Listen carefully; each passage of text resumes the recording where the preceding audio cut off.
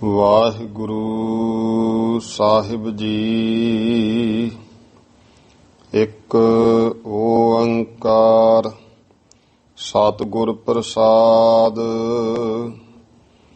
ਸ੍ਰੀ ਨਾਨਕ ਅੰਗਦ ਗੁਰੂ ਅਮਰਦਾਸ ਪਦ ਬੰਦ। ਰਾਮਦਾਸ ਅਰਜਨ ਗੁਰੂ ਬਰ ਸ੍ਰੀ ਹਰਿ ਗੋਬਿੰਦ। ਹਰੀ ਰਾਏ ਹਰਿ ਕ੍ਰਿਸ਼ਨ ਗੁਰ ਤੇਗ ਬਹਾਦਰ ਚੰਦ।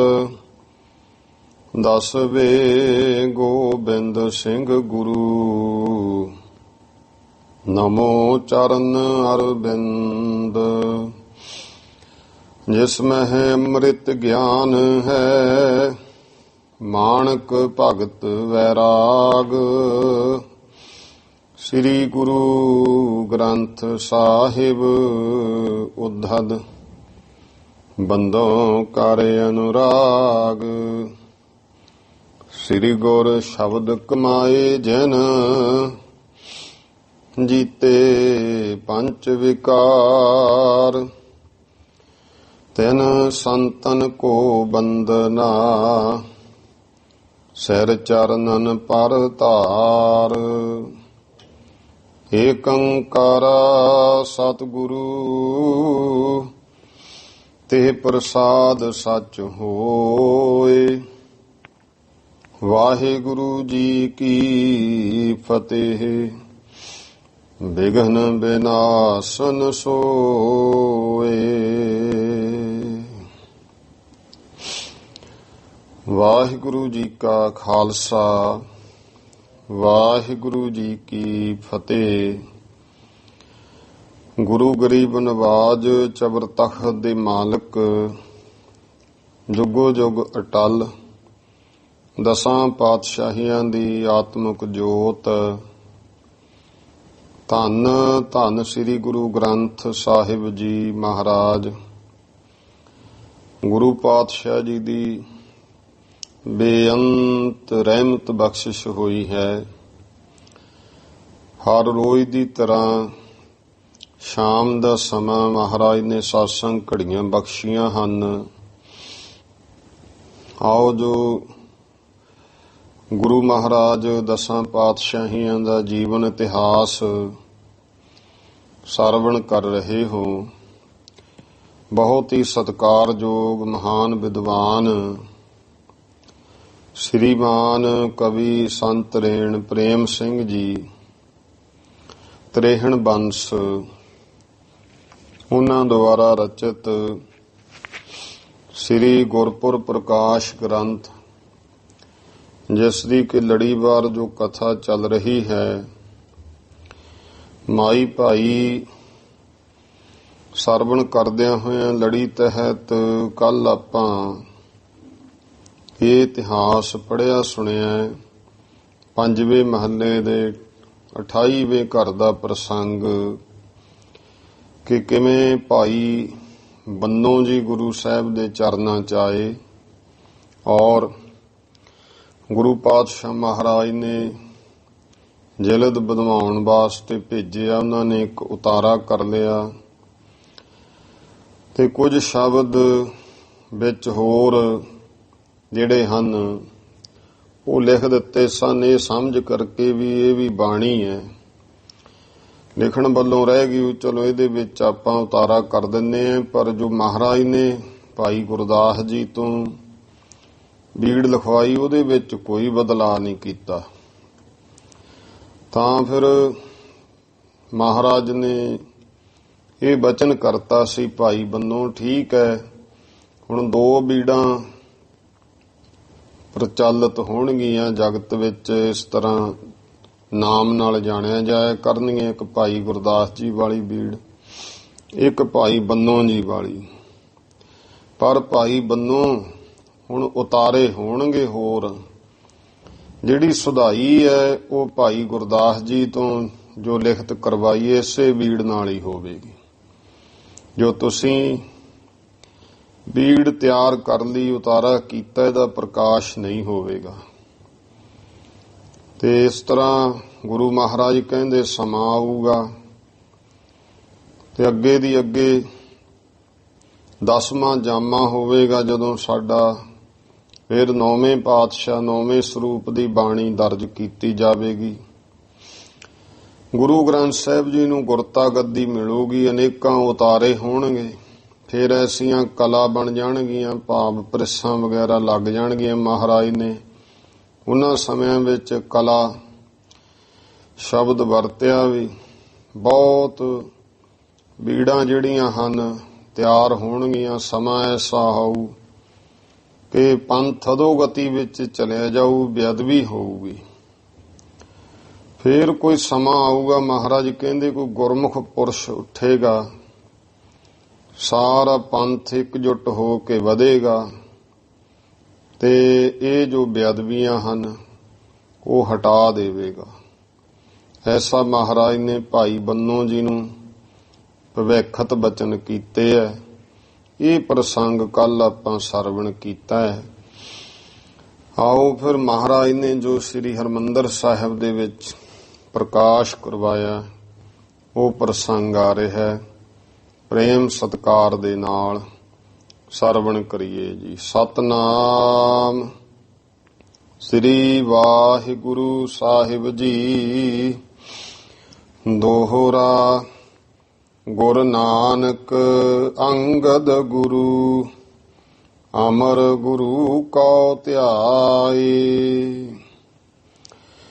ਫਿਰ ਭਾਈ ਸ੍ਰੀ ਗੁਰੂ ਨਾਨਕ ਦੇਵ ਜੀ ਮਹਾਰਾਜ, ਸ੍ਰੀ ਗੁਰੂ ਅੰਗਦ ਦੇਵ ਜੀ ਮਹਾਰਾਜ, ਸ੍ਰੀ ਗੁਰੂ ਅਮਰਦਾਸ ਮਹਾਰਾਜ ਔਰ ਸ੍ਰੀ ਗੁਰੂ ਰਾਮਦਾਸ ਜੀ ਮਹਾਰਾਜ ਸਤਿਗੁਰੂ ਜੀ ਨੂੰ ਕਿਉਂ ਗੁਰੂ ਸਾਹਿਬਾਂ ਅੱਗੇ ਅਰਦਾਸ ਕੀਤੀ ਹੈ, ਧਿਆ ਕਰਕੇ ਪੰਚਮ ਪਾਤਸ਼ਾਹ ਮਹਾਰਾਜ ਜੀ ਰਾਮਦਾਸ ਪ੍ਰਤੱਖ ਗੁਰ ਬ੍ਰਿਧ ਅਰਦਾਸ ਕਰਾਈ। ਗੁਰੂ ਰਾਮਦਾਸ ਮਹਾਰਾਜ ਜੀ ਨੂੰ ਤੇ ਪ੍ਰਤੱਖ ਗੁਰ ਭਾਵ ਜੋ ਹਾਜ਼ਰ ਨਾਜ਼ਰ ਸ੍ਰੀ ਗੁਰੂ ਅਰਜਨ ਦੇਵ ਮਹਾਰਾਜ, ਬਾਬਾ ਬੁੱਢਾ ਜੀ ਨੇ 5 ਗੁਰੂ ਸਾਹਿਬਾਨਾਂ ਦਾ ਨਾਮ ਲੈ ਕਰ ਅਰਦਾਸ ਕੀਤੀ। ਲੀਨ ਆਵਾਜ਼ ਪ੍ਰਕਾਸ਼ ਕਰ, ਸੁਨਹੁ ਸੰਤ ਮਨ ਲਾਏ। ਫਿਰ ਭਾਈ ਜੋ ਗੁਰੂ ਗ੍ਰੰਥ ਸਾਹਿਬ ਜੀ ਦਾ ਪ੍ਰਕਾਸ਼ ਕਰਕੇ ਆਵਾਜ਼ਾ ਲਿਆ, ਭਾਵ ਜਿਵੇਂ ਮੁੱਖ ਵਾਕ ਜਾਂ ਹੁਕਮ ਮਹਾਰਾਜ ਦਾ, ਐ ਸੰਤ ਗੁਰਮੁਖੋ ਮਨ ਲਾ ਕੇ ਉਹ ਵੀ ਸਰਵਣ ਕਰੋ। ਜਹ ਸੁਨਬੇ ਭਾਵ ਸਿੰਧ ਤਰੇ, ਜਾਮਪੁਰ ਜੋਹਿਨ ਨਾ ਜਾ, ਜਾਮਪੁਰ ਜੋਹਿਨ ਨਾ ਪਾਏ।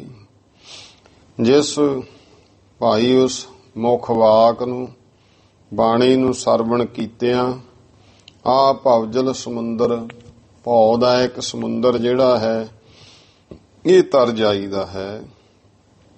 ਜਾਮਪੁਰ ਜੋਹਿਨ ਨਾ ਪਾਏ, ਜਿਹੜੇ ਜਾਮਪੁਰ ਨੇ ਉਹ ਜੋ ਵੀ ਨਹੀਂ ਸਕਦੇ, ਜਾਮ ਵੇਖ ਵੀ ਨਹੀਂ ਸਕਦੇ, ਜਮਾਂ ਦੀ ਪੁਰੀ ਨਹੀਂ ਜਾਵੇਗਾ।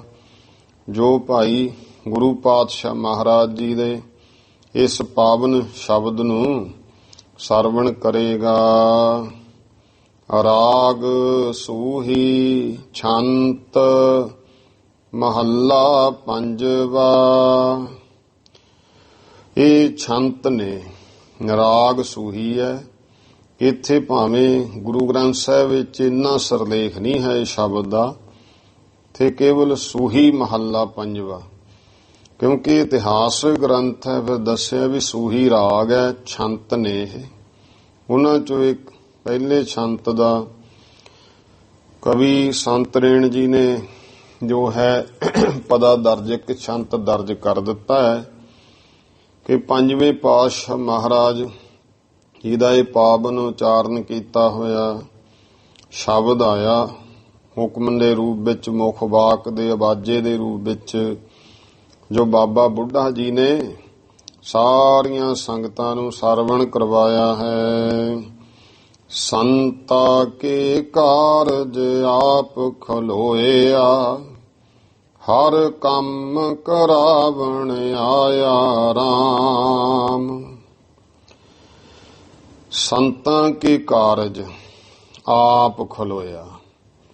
ਮਹਾਰਾਜ ਕਹਿੰਦੇ ਭਾਈ ਜਿਹੜੇ ਸੰਤ ਪੁਰਸ਼ ਨੇ, ਸ਼ਾਂਤ ਚਿੱਤ ਨੇ, ਕਿਉਂ ਸੰਤਾ ਕੇ ਕਾਰਜ ਕੌਣ? ਜੋ ਵੱਡੇ ਸਤਿਗੁਰੂ ਸਾਹਿਬਾਨ, ਧੰਨ ਗੁਰੂ ਰਾਮਦਾਸ ਜੀ ਮਹਾਰਾਜ। ਸੰਤਾਂ ਕੇ ਕਾਰਜ ਸਾਰੇ ਹੋਰ ਜੀਆਂ ਦੇ ਕਾਰਜ। ਇਹ ਜੋ ਕੀ ਸੀ ਗੁਰੂ ਸਾਹਿਬਾਨ ਦਾ ਮੁੱਖ ਕਾਰਜ, ਸ੍ਰੀ ਹਰਿਮੰਦਰ ਸਾਹਿਬ ਦੀ ਰਚਨਾ। ਇਸ ਕਾਰਜ, ਇਸ ਕੰਮ ਦੇ ਵਿੱਚ ਆਪ ਖਲੋਇਆ। ਜੋ ਭਾਈ ਅਕਾਲ ਪੁਰਖ ਹੈ, ਪਰਮੇਸ਼ਰ ਹੈ, ਉਹ ਆਪ ਖਲੋਇਆ, ਆਪ ਭਾਵ ਸਥਿਤ ਹੋਇਆ ਹੈ। ਜਿਹੜੇ ਕੋਈ ਵੀ ਇਸ ਤਰ੍ਹਾਂ ਜਿਹਦੇ ਅੰਦਰ ਸ਼ਾਂਤ ਚਿੱਤ ਅਵਸਥਾ ਆ ਜੇ, ਜੋ ਗੁਰਮੁਖ ਪੁਰਸ਼ ਨੇ, ਬ੍ਰਹਮ ਗਿਆਨੀ ਹੈ, ਤੇ ਉਹਨਾਂ ਨੂੰ ਬ੍ਰਹਮ ਗਿਆਨ ਦਾ ਜਿਹੜਾ ਕਾਰਜ ਹੈ ਪ੍ਰਾਪਤੀ, ਇਹ ਵੀ ਪਰਮੇਸ਼ਰ ਆਪ ਹੀ ਅਬ ਉਹਨਾਂ ਦੇ ਹਿਰਦੇ ਵਿੱਚ ਟਿਕ ਕਰਕੇ ਕਰਵਾ ਦਿੰਦਾ ਹੈ। ਤੇ ਇੱਥੇ ਜੋ ਇਤਿਹਾਸਕ, ਕਿਉਂਕਿ ਉਥਾਨਕਾ ਇਹ ਸ਼ਬਦ ਮਹਾਰਾਜ ਨੇ ਉਚਾਰਨ ਕੀਤਾ ਸੀ ਜਦੋਂ ਦਰਬਾਰ ਸਾਹਿਬ ਸ੍ਰੀ ਹਰਿਮੰਦਰ ਸਾਹਿਬ ਤਿਆਰ ਹੋ ਰਿਹਾ ਸੀ। ਬਹੁਤ ਸੰਗਤਾਂ ਸੇਵਾ ਕਰਦੀਆਂ ਸੀ। ਇਹ ਵੇਖ ਕੇ ਮਹਾਰਾਜ ਨੇ ਤਿਆਰ ਕੀ ਸ਼ਬਦ ਜਿਹੜਾ ਹੈ, ਇਹਦੀ ਉਥਾਨ ਕਹਿ ਕੇ ਸਤਿਗੁਰੂ ਸੱਚੇ ਪਾਤਸ਼ਾਹ ਨੇ ਜੋ ਸ਼ਬਦ ਉਚਾਰਨ ਕੀਤਾ। ਜਦੋਂ ਅਥਾਹ ਪ੍ਰੇਮ ਸ਼ਰਧਾ ਨਾਲ ਸੰਗਤਾਂ ਸੇਵਾ ਕਰਦੀਆਂ, ਸੇਵਾ ਦੇ ਨਾਲ ਨਾਲ ਸਿਮਰਨ ਕਰਦੇ ਆ। ਤੇ ਐਸਾ ਵੀ ਸਮਾਂ ਆਇਆ ਕਿ ਜਦੋਂ ਮਿੱਟੀ ਪੁੱਟਦੇ ਸੀ, ਬਹੁਤ ਕਰੜੀ ਜ਼ਮੀਨ ਆ ਗਈ ਥੱਲੇ, ਇੰਨੀ ਕਰੜੀ ਕਿ ਕਹੀ ਵੱਜਿਆ ਕਰੇ, ਕਹੀ ਸਿਰ ਨੂੰ ਆਇਆ ਕਰੇ ਵਾਪਸ। ਤੇ ਉਸ ਸਮੇਂ ਸੰਗਤਾਂ ਨੇ ਗੁਰੂ ਅਰਜਨ ਦੇਵ ਜੀ ਪਾਤਸ਼ਾਹ ਨੂੰ ਬੇਨਤੀ ਕੀਤੀ, ਮਹਾਰਾਜ ਜੀ ਮਿੱਟੀ ਜਿਹੜੀ ਆ ਸਖਤ ਬਹੁਤ ਹੈ, ਪੁੱਟਣੀ ਹੁੰਦੀ। ਮਹਾਰਾਜ ਕਹਿੰਦੇ ਇਉਂ ਕਰੋ, ਕੁਝ ਸਮਾਂ ਤੁਸੀਂ ਆਰਾਮ ਕਰ ਲਓ, ਅੱਜ ਕੱਲ ਦੀਵਾਨ ਸਮਾਪਤੀ ਤੋਂ ਬਾਅਦ ਸੇਵਾ ਕਰਾਂਗੇ। ਤਾਂ ਉਸ ਸਮੇਂ ਫਿਰ ਜਦੋਂ ਦੀਵਾਨ ਦੀ ਸਮਾਪਤੀ ਆਸਾ ਦੀ ਵਾਰ ਦੀ ਹੋਈ, ਗੁਰੂ ਮਹਾਰਾਜ ਸੰਗਤਾਂ ਸਮੇਤ ਸ੍ਰੀ ਹਰਿਮੰਦਰ ਸਾਹਿਬ ਦੀ ਜੋ ਸੇਵਾ, ਜੋ ਇਹ ਸੇਵਾ ਸਾਰੀ ਚੱਲ ਰਹੀ ਸੀ, ਤਾਂ ਉਸ ਸਮੇਂ ਜੋ ਨਿਰਾਕਾਰ ਬ੍ਰਹਮ ਹੈ ਪਰਮੇਸ਼ਰ, ਉਹਦਾ ਹੀ ਸਾਕਾਰ ਰੂਪ ਨੇ ਗੁਰੂ ਅਰਜਨ ਦੇਵ ਪਾਤਸ਼ਾਹ। ਤੇ ਨਿਰਾਕਾਰ ਨੇ ਵੀ, ਅਕਾਲ ਪੁਰਖ ਨੇ ਵੀ ਮਨ ਚ ਵਿਚਾਰਿਆ ਕਿ ਮੇਰੀ ਕੀਰਤੀ ਦਾ ਸਥਾਨ ਬਣ ਰਿਹਾ ਹੈ ਹਰਿਮੰਦਰ ਸਾਹਿਬ, ਜਿੱਥੇ ਬੈਠ ਕਰਕੇ ਗੁਰਮੁਖਾਂ ਭਗਤਾਂ ਨੇ ਭਗਤੀ ਕਰਨੀ ਹੈ, ਕੀਰਤੀ ਕਰਨੀ ਹੈ। ਇਸ ਕਰਕੇ ਫਿਰ ਜਿਹੜੇ ਕੋਈ ਮੁਕਤੀਆਂ ਦੇ ਚਾਹਵਾਨ ਹੈ, ਸ਼ਲੋਕ, ਸਮੀਪ, ਸਰੂਪ, ਸਾਜੁਜ, ਜਾਂ ਫਿਰ ਜਿਹੜੀ ਕੈਵਲ ਮੋਕਸ਼ ਹੈ, ਉਹਨਾਂ ਨੂੰ ਵੀ, ਸਾਰਿਆਂ ਨੂੰ, ਜਿੰਨੇ ਵੀ ਸਨ ਸਭ ਨੂੰ ਕਿਹਾ ਵੀ ਚਲੋ ਸਾਡਾ ਸਥਾਨ ਬਣ ਰਿਹਾ ਹੈ, ਅਕਾਲ ਪੁਰਖਾਂ ਦਾ ਜਾ ਕੇ ਸੇਵਾ ਕਰੋ।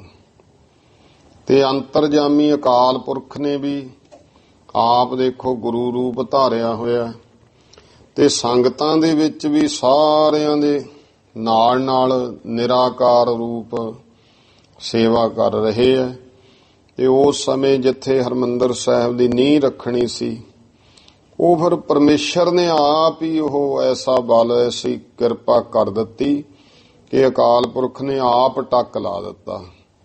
ਨਿਰਾਕਾਰ ਨੇ ਵੀ ਸੇਵਾ ਕੀਤੀ ਹੈ, ਤੇ ਸਾਕਾਰ ਰੂਪ ਗੁਰੂ ਅਰਜਨ ਦੇਵ ਪਾਤਸ਼ਾਹ ਹਾਜ਼ਰ ਨਾਜ਼ਰ ਸਾਰੀ ਸੇਵਾ ਕਰਾ ਰਹੇ ਨੇ। ਤੇ ਹੋਰ ਜਿਤਨੇ ਦੇਵੀ ਦੇਵ ਸਾਰੇ ਇੱਥੇ ਸੇਵਾ ਕਰਨ ਆਏ।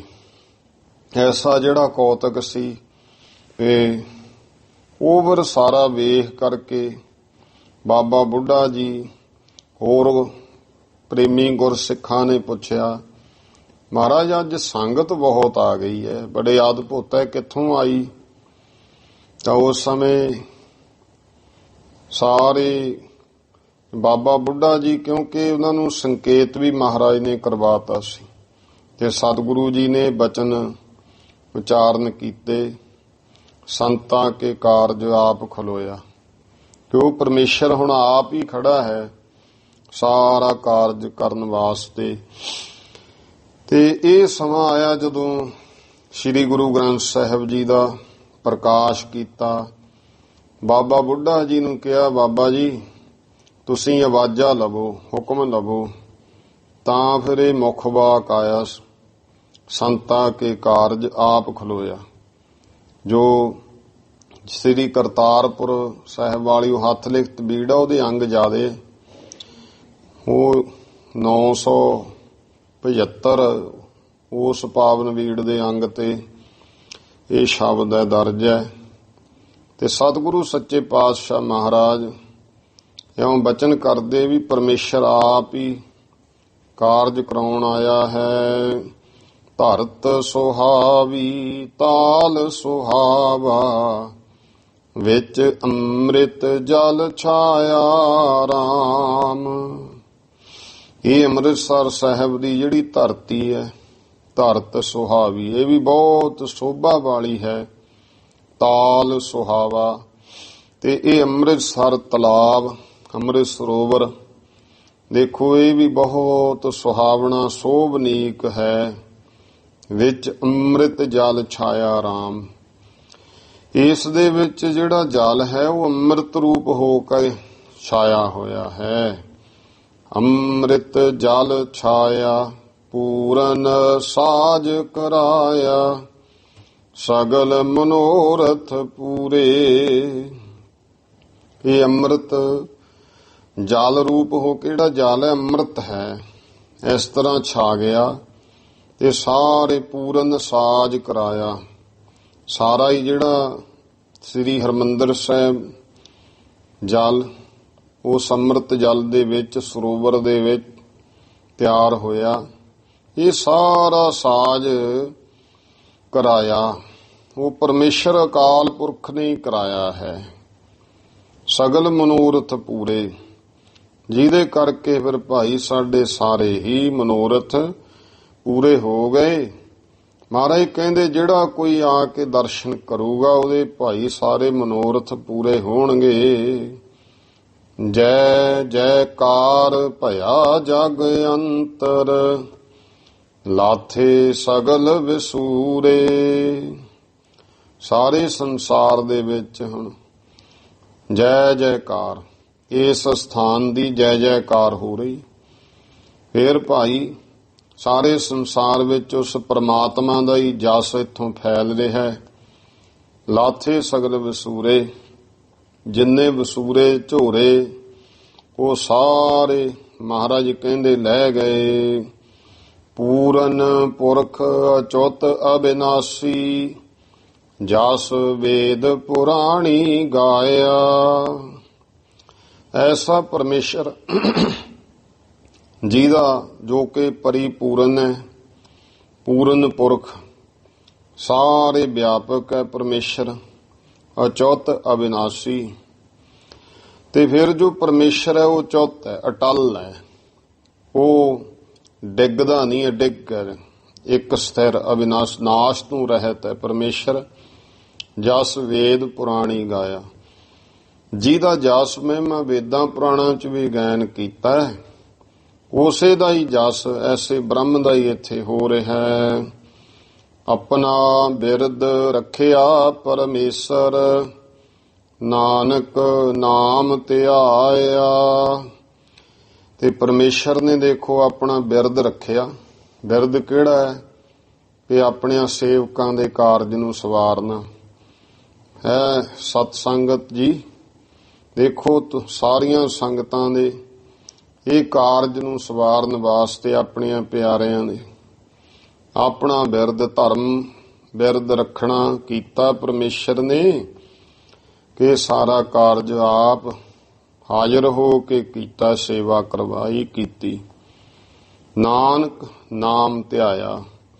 ਅਸੀਂ ਤੇ ਭਾਈ ਉਸੇ ਅਕਾਲ ਪੁਰਖ ਪਰਮੇਸ਼ਰ ਦਾ ਹੀ ਮਹਾਰਾਜ ਕਹਿੰਦੇ ਨਾਮ ਧਿਆਇਆ ਹੈ। ਚੌਪਈ ਇਹ ਹੈ ਪਹਿਲਾ ਸ਼ਬਦ ਦਾ ਛੰਦ ਪਦਾ, ਜਿਸ ਦੇ ਵਿੱਚ ਮਹਾਰਾਜ ਨੇ ਕਿਰਪਾ ਕੀਤੀ ਤੇ ਇਹ ਜੋ ਸੀ ਉਸ ਸਮੇਂ ਮੁਖ ਵਾਕ ਆਇਆ। ਸੁਨ ਸਭ ਹੂੰ ਤਬ ਸੀਸ ਨਿਵਾਇਓ। ਸਾਰਾ ਸ਼ਬਦ ਬਾਬਾ ਬੁੱਢਾ ਜੀ ਨੇ ਸੰਗਤਾਂ ਨੂੰ ਸਰਵਣ ਕਰਵਾਇਆ, ਤਾਂ ਸ਼ਬਦ ਸੁਣ ਕਰਕੇ ਸਾਰਿਆਂ ਨੇ ਭਾਈ ਸੀਸ ਨਿਵਾਇਆ ਹੈ। ਮਹਾ ਆਨੰਦ ਸਭਨ ਮਹਿ ਛਾਇਓ। ਸਾਰੀ ਜਗ੍ਹਾ ਤੇ ਸਭ ਦੇ ਅੰਦਰ ਕੀ ਬਾਹਰ ਸਭ ਜਗ੍ਹਾ ਮਹਾ ਆਨੰਦ, ਮਹਾਨ ਆਨੰਦ ਹੀ ਆਨੰਦ ਛਾ ਗਿਆ ਹੈ। ਸ੍ਰੀ ਗੁਰ ਕਰ ਤੇ ਚਮਰ ਫਿਰੰਤਾ। ਸ੍ਰੀ ਗੁਰੂ ਮਹਾਰਾਜ ਗੁਰੂ ਅਰਜਨ ਦੇਵ ਪਾਤਸ਼ਾਹ ਦੇਖੋ ਆਪ ਜਿਹੜਾ ਹੈ ਜਿਹੜਾ ਕਰ ਨਾਮ ਹੱਥ ਦਾ ਹੈ, ਸਤਕਾਰ ਕਰਨ ਯੋਗ ਹੈ, ਜੋ ਸ੍ਰੀ ਗੁਰ ਕਰ ਤੇ ਜੋ ਭਾਈ ਗੁਰੂ ਮਹਾਰਾਜ ਆਪ ਆਪਣੇ ਪਵਿੱਤਰ ਹੱਥਾਂ ਨਾਲ ਚੌਰ ਕਰਦੇ ਹਨ। ਬ੍ਰਿਧ ਸ੍ਰੀ ਜਪ ਜੀ ਪਾਠ ਕਰੰਤਾ।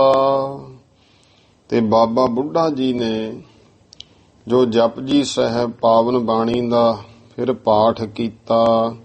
ਪਾਏ ਭੋਗ ਸਭ ਕਹਿ ਜੈਕਾਰਾ। ਤੇ ਭੋਗ ਪਾਇਆ ਗਿਆ। ਫਿਰ ਭਾਈ ਸਾਰਿਆਂ ਨੇ ਜੈ ਜੈਕਾਰ ਕੀਤੀ। ਸ੍ਰੀ ਮੁਖ ਤਬ ਸ਼ੁਭ ਬਚਨ ਉਚਾਰਾ। ਤਾਂ ਸੁਭਾਏ ਮਨ ਮੁਖ ਤੋਂ ਸ੍ਰੀ ਗੁਰੂ ਅਰਜਨ ਦੇਵ ਪਾਤਸ਼ਾਹ ਨੇ ਇਹ ਬਚਨ ਉਚਾਰੇ।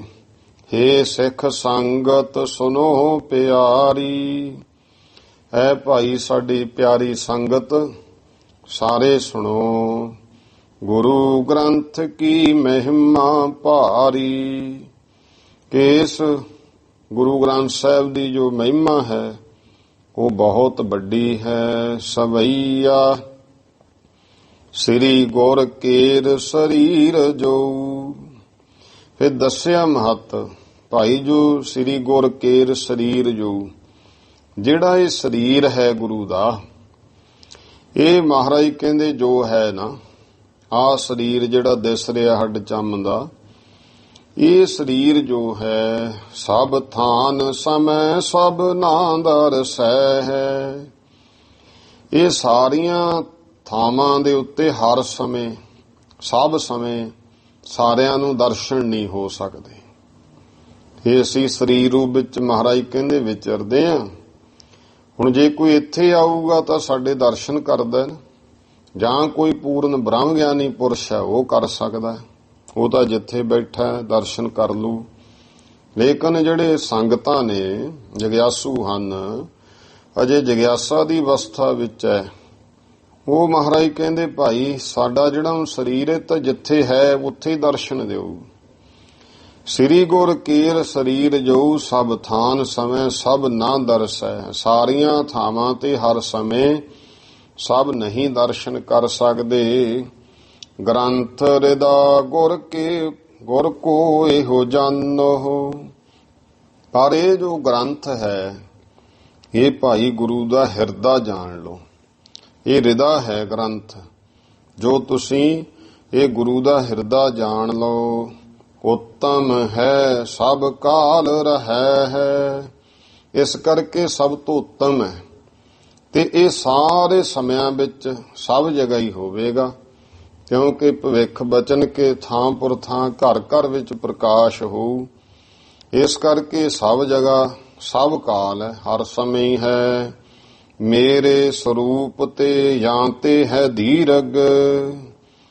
ਇਸ ਕਰਕੇ ਭਾਈ ਜੋ ਇਹ ਸਾਡਾ ਸਰੀਰ ਰੂਪ ਹੈ ਸਰੂਪ, ਇਸ ਤੋਂ ਤਾਂ ਮਹਾਰਾਜ ਕਹਿੰਦੇ ਭਾਈ ਇਹ ਜਾਣ ਲਓ ਕਿ ਦੀਰਘ ਹੈ, ਇਹ ਵੱਡਾ ਹੈ। ਸਾਹਿਬ ਜਾਨ ਅਦਾਇਬ ਕਹਿ ਹੈ। ਇਸ ਕਰਕੇ ਇਉਂ ਸਰੂਪ ਨੂੰ ਭਾਵੇਂ ਦੇਖੋ ਗੁਰਤਾ ਗੱਦੀ 10ਵੇਂ ਜਾਮੇ ਵਿੱਚ ਪ੍ਰਾਪਤ ਹੋਈ ਗੁਰੂ ਗ੍ਰੰਥ ਸਾਹਿਬ ਜੀ ਨੂੰ, ਪਰ ਗੁਰੂ ਤਾਂ ਮੁੱਢ ਕਦੀਮੀ ਹੈ, ਸਤਕਾਰ ਤਾਂ ਮੁੱਢ ਤੋਂ ਹੀ ਹੈ। ਮਹਾਰਾਜ ਕਹਿੰਦੇ ਭਾਈ ਸਾਡੇ ਵੀ ਇਹ ਸਰੀਰ ਸਰੂਪ ਤੋਂ ਦੀਰਘ ਵੱਡਾ ਜਾਣ ਕਰਕੇ, ਸਾਹਿਬ ਜਾਣ ਕੇ, ਮਾਲਕ ਜਾਣ ਕੇ ਆਦਬ ਸਤਕਾਰ ਕਰਨਾ ਹੈ। ਪੂਜੋ ਚੰਦਨ ਕੇਸਰ ਕੋ ਘਾਸ, ਤੇ ਪੂਜਾ ਕਰਨੀ ਹੈ ਚੰਦਨ ਕੇਸਰ ਉਹ ਘਸਾ ਕਰਕੇ ਜਿਹੜਾ ਹੈ ਇਹ ਲਾਉਣਾ। ਪੁਰਾਣੇ ਸਮਿਆਂ ਵਿੱਚ ਸੁਗੰਧੀ ਜਿਹੜੀ ਸੀ ਇਸੇ ਤਰ੍ਹਾਂ ਹੀ ਤਿਆਰ ਕਰਦੇ ਸੀ ਸ਼ੁੱਧ। ਹੁਣ ਭਾਵੇਂ ਕੈਮੀਕਲ ਪੈ ਕੇ ਤਿਆਰ ਹੁੰਦੀਆਂ ਨੇ, ਤੇ ਉਸ ਸਮੇਂ ਜਿਹੜੀਆਂ ਧੂਪ ਵੀ ਹੁੰਦੀ ਸੀ ਉਹ ਵੀ ਦੇਸੀ ਚੀਜ਼ਾਂ ਆਪ ਲਿਆ ਕੇ ਕਈ ਤਰ੍ਹਾਂ ਦੀਆਂ ਫਿਰ ਉਹ ਰਲਾ ਕੇ ਉਹ ਧੂਪ ਜਿਹੜੀ ਹੈ ਤਿਆਰ ਕੀਤੀ ਜਾਂਦੀ ਹੁੰਦੀ ਸੀ। ਤੇ ਉਹ ਹੁਣ ਵੀ ਲਿਖਤ ਮਿਲ ਜਾਂਦੀ ਹੈ, ਕਾਫੀ ਕੁਝ ਪੈਂਦਾ ਹੈ। ਤੇ ਕਈ ਗੁਰਮੁਖ ਜਿਹੜੇ ਹੈ ਮਹਾਂਪੁਰਸ਼ ਕੋਈ ਹੁਣ ਵੀ ਅਖੰਡ ਪਾਠ ਸਾਹਿਬ ਕਰਦੇ, ਫਿਰ ਉਹੀ ਧੂਪ ਤਿਆਰ ਕਰਦੇ ਆਪ ਲਿਆ ਕੇ ਸਮਾਨਾ ਸਾਰਾ। ਤੇ ਹੁਣ ਤਿਆਰ ਹੋਈਆਂ ਵੀ ਮਿਲਦੀਆਂ, ਚਲੋ ਸੁਗੰਧੀ ਹੈ ਕਿ ਭਾਵ ਕਿ ਜਿੱਥੇ ਮਹਾਰਾਜ ਦਾ ਪ੍ਰਕਾਸ਼ ਹੈ ਉੱਥੇ ਆਲਾ ਦੁਆਲਾ ਸੁਗੰਧਿਤ ਹੋਵੇ। ਤਾਂ ਮਹਾਰਾਜ ਨੇ ਬਚਨ ਕਹੇ ਹਨ, ਪੂਜੋ ਚੰਦਨ ਕੇਸਰ ਕੋ ਘਾਸ।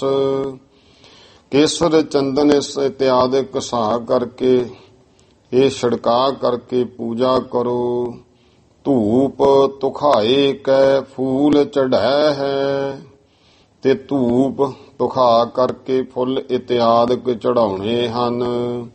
ਗ੍ਰੰਥ ਜਹਾਜ ਸੋ ਭਉ ਜਲ ਕੋ ਤਰ। ਇਹ ਜੋ ਭਾਈ ਗੁਰੂ ਗ੍ਰੰਥ ਸਾਹਿਬ ਹੈ ਜਹਾਜ਼ ਰੂਪ ਹੈ ਇਸ ਸੰਸਾਰ ਰੂਪੀ ਭਵਜਲ ਤੋਂ ਤਰਨ ਵਾਸਤੇ। ਜਾਏ ਜੋ ਮਨ ਲਾਵੈ ਗੋ। ਗੁਰੂ ਇੱਥੇ ਸ਼ਬਦ ਗੁਰੂ ਗ੍ਰੰਥ ਜਹਾਜ਼ ਸੋ ਭਉਜਲ, ਗ੍ਰੰਥ ਜਹਾਜ਼ ਸੋ ਭਉਜਲ ਕੋ। ਹਾਂ, ਜੋ ਇਹ ਗ੍ਰੰਥ ਹੈ ਭਾਈ ਇਹ ਭਵਜਲ ਦਾ ਜਹਾਜ਼ ਹੈ। ਤਰ ਜਾਏ ਸੋ ਮਨ ਲਾਵੈ ਗੋ। ਉਹ ਪ੍ਰਾਣੀ ਤਰ ਜਾਵੇਗਾ ਜੋ ਗੁਰੂ ਗ੍ਰੰਥ ਸਾਹਿਬ ਦੀ ਬਾਣੀ ਨਾਲ ਸਤਸੰਗ ਰੂਪ ਵਿੱਚ ਮਨ ਜੋੜੇਗਾ। ਜੇ ਤੱਕ ਗ੍ਰੰਥ ਅਦਾਇਬ ਰਾਖੈ ਹੈ, ਤੇ ਜਿੰਨਾ ਸਮਾਂ ਇਸ ਗੁਰੂ ਗ੍ਰੰਥ ਸਾਹਿਬ ਦਾ ਅਦਬ ਰੱਖੇਗਾ, ਸਤਕਾਰ ਕਰੇਗਾ, ਕੇਤਕ ਹੀ ਫਲ ਪਾਵੈ ਗੋ। ਤਾਂ ਉਹ ਕਿੰਨੇ ਹੀ ਫਲ ਜੋ ਹੈ ਪਾ ਲਵੇਗਾ। ਭਾਵਨੀ ਧਾਰ ਕੈ ਚਾਹੇ ਉਮਾਹਿਤ, ਤੇ ਭਾਵਨਾ ਧਾਰ ਕੇ, ਸ਼ਰਧਾ ਧਾਰ ਕੇ, ਉਤਸ਼ਾਹ ਔਰ ਚਾਹਨਾ ਦੇ ਸਹਿਤ ਦਿਓਸ ਪ੍ਰਤੀ ਦਰਸਾਵੈ ਗੋ। ਤੇ ਇਸ ਤਰ੍ਹਾਂ ਉਤਸ਼ਾਹ ਦੇ ਸਹਿਤ ਦਿਓਸ ਪ੍ਰਤੀ ਦਰਸ਼ਨ ਦੇ ਪ੍ਰਤੀ ਦਰਸ਼ਨ ਕਰਨ ਦੇ ਵਾਸਤੇ ਗੁਰੂ ਗ੍ਰੰਥ ਸਾਹਿਬ ਜੀ ਦੇ ਉਤਸ਼ਾਹ ਸਹਿਤ ਦਰਸ਼ਨ ਕਰੇ। ਪਾਠ ਕਰੈ ਕਿ ਸੁਨੈ ਮਨ ਏਕ ਹੋਇ। ਫਿਰ ਭਾਈ ਇਸ ਪਾਵਨ ਗੁਰੂ ਗ੍ਰੰਥ ਸਾਹਿਬ ਦਾ ਪਾਠ ਕਰੇ ਜਾਂ ਮਹਾਰਾਜ ਕਹਿੰਦੇ ਸੁਣੇ। ਕੰਡੀਸ਼ਨ ਦੋਨਾਂ ਤੇ ਇੱਕ ਮਨ ਹੋ ਕਰਕੇ, ਇਹ ਨਹੀਂ ਵੀ ਕਦੇ ਸੁਰਤੀ ਉਧਰ ਕਦੇ ਇੱਧਰ ਕਦੇ ਤਾਂ ਠਾਂ ਝਾਕ ਲੈ, ਇੱਕ ਮਨ ਹੋ। ਇਹ ਇਸ ਭਾਵਨਾ ਨਾਲ ਬਾਣੀ ਪੜ੍ਹੇ ਤੇ ਜਾਂ ਸੁਣੇ, ਦੋਨਾਂ ਚੋਂ ਇੱਕ ਪਾਠ ਕਰੈ ਕਿ ਸੁਨੈ ਮਨ ਏਕ ਹੋਇ। ਇੱਕ ਮਨ ਇਕਾਗਰ ਹੋ ਕਰਕੇ ਹੀਐ ਉਪਦੇਸ਼ ਬਸਾਵੈ ਗੋ। ਤੇ ਆਪਣੇ ਹਿਰਦੇ ਵਿੱਚ ਜੋ ਉਪਦੇਸ਼ ਗੁਰਬਾਣੀ ਦੇ ਵਿੱਚ ਦਿੱਤਾ ਹੈ ਉਹ ਉਪਦੇਸ਼ ਨੂੰ ਵਸਾਵੇ। ਜੋ ਹੁਣ ਮਹਾਰਾਜ ਸਾਨੂੰ ਉਪਦੇਸ਼ ਦਿੰਦੇ ਆ ਨਾ, ਤੇ ਇਹਨੂੰ ਵਸਾਉਣਾ ਹਿਰਦੇ ਵਿੱਚ। ਦੇਖੋ ਇਹ ਤਾਂ ਇੱਕ ਗੱਲ ਹੈ, ਭਗਤ ਕਬੀਰ ਸਾਹਿਬ ਜੀ ਦੇ ਬਚਨ ਹੈ। ਭਗਤ ਕਬੀਰ ਸਾਹਿਬ ਕਹਿੰਦੇ ਕੋਈ ਵੀ ਧਰਮ ਗ੍ਰੰਥ ਹੈ ਗੁਰਮੁਖੋ ਪੜ੍ਹ ਸੁਣ ਕੇ ਉਹਦੇ ਉਪਦੇਸ਼ ਨੂੰ ਜੀਵਨ ਅਮਲ ਵਿੱਚ ਲਿਆਵੋਗੇ ਤਾਂ ਭਲਾ ਹੋ ਜਾਊਗਾ। ਵੇਦ ਪੁਰਾਨ ਪੜ੍ਹੇ ਕਾ ਕਿਆਮਤ ਖਰ ਚੰਦਨ ਜਸ ਭਾਰਾ। ਜੇ ਹੁਣ ਮਹਾ ਭਗਤ ਕਬੀਰ ਸਾਹਿਬ ਕਹਿੰਦੇ ਅਮਲ ਕੋਈ ਨਹੀਂ ਕੀਤਾ, ਵੇਦ ਪੁਰਾਣ ਹੋਰ ਧਰਮ ਗ੍ਰੰਥ ਪੜ੍ਹ ਲਏ, ਉਹ ਤਾਂ ਫਿਰ ਇਉਂ ਹੈ ਖਰ ਚੰਦਨ ਜਸ ਭਾਰਾ। ਆ ਜਿਵੇਂ ਇੱਕ ਸ਼ਬਦ ਆਪਾਂ ਵਰਤਦੇ ਆ ਨਾ ਵੀ ਭਿਉਂ ਭਿਉਂ ਮਾਰੀਏ, ਗੁਰਬਾਣੀ ਭਿਉਂ ਭਿਉਂ ਕੇ ਛਿੱਤਰ ਮਾਰਦੀ ਹੈ, ਚਪੇੜਾ ਮਾਰਦੀ ਹੈ ਗੁਰਬਾਣੀ। ਭਾਈ ਬੰਦਿਆ ਸਮਝ, ਜੇ ਹੁਣ ਕੋਈ ਨਾ ਸਮਝੇ, ਕਈ ਵਾਰ ਨਾ ਦਿਮਾਗ ਸੌ ਜਾਂਦਾ ਬੰਦੇ ਦਾ, ਉਹਦੇ ਫਿਰ ਮੂੰਹ ਤੇ ਚਪੇੜਾ ਮਾਰ ਮਾਰ ਉਹਨੂੰ ਜਗਾਉਂਦੇ ਆ, ਫਿਰ ਉਹ ਆਲਾ ਦੁਆਲਾ ਦੇਖਦਾ ਵੀ ਬੇਹੋਸ਼ੀ ਚੋਂ।